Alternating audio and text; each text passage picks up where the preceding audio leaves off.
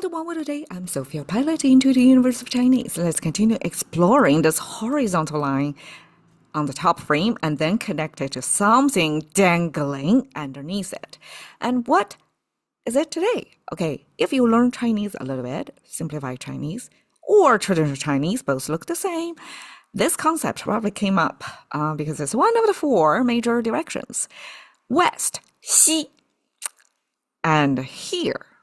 I have some discovery recently because when we talk about the soup, which is this imagery, we meet this character lookalikes here, except this imagery of soup means stay overnight at somewhere, right? A person under a shelter, but we know it's temporary. It's not your home. You don't have own a pig over there, right? Over here is simply after the sun sets down, or the energy kind of the top signify the outer space energy, which is the solar system, the sun, and then the energy comes down, and then a piece of land underneath. So that's my understanding of when the energy goes down to the earth. Means the sun set down, it's dark time. And I guess in ancient times, there was such curfew, almost like every night. Nobody is allowed to go outdoor to have a nightlife, I guess without some permissions or something. So we had back then specialized a person to keep the timer and also keep track of the kind of a human monitor of activities, traffic on the road at nighttime. Picture that, okay? Every night curfew. So after the sun set down, you have to seek shelter somewhere, either a home or a hotel of sorts. So this is that character. And you can see this, she kind of look like this, right? Except this two, this shape kind of separated like that. Versus this was the original recorded by 说文解字 2,000 years ago, Xu Shen's dictionary. And this compiler of Chinese characters put this imagery over there. And we can see here, very different of the two than this sun setting down, energy preserved to the ground, the land imagery. So this, according to Xu Shen's explainer, is this looks like a partial or simplified or streamlined or the outline of a bird image. I mean, we can kind of see a bird in there. If you know the seal script version of bird, how that was rendered. So this is the head of the bird and then the long feather shape of the bird. But more details and strokes kind of shading part of the drawing of big feathered bird was skipped. Here we only have an outline shape there.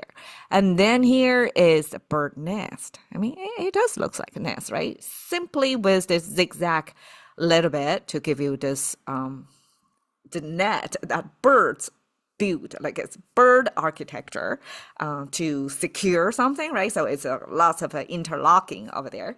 And when the birds return to their nest, that's the time that we can use as a marker of the sunset time. So ever since I learned how Chinese create the concept of west with bird returning to their nest, every sunset I start to pay attention to the bird sound. And indeed, like birds were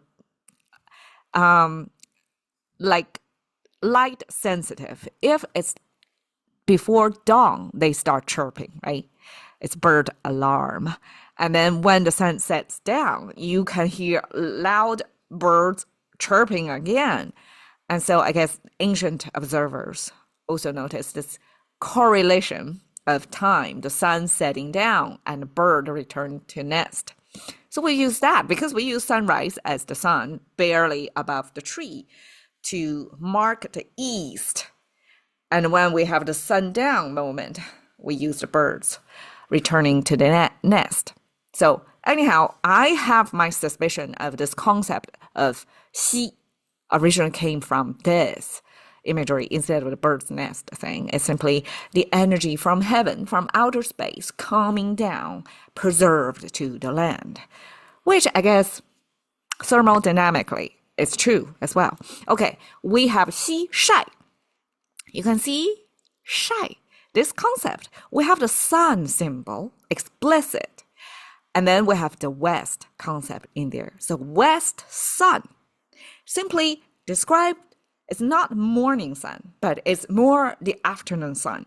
After almost like a half day of warming of the land, and then you have the sun continuing coming from the west side, and that's 西晒.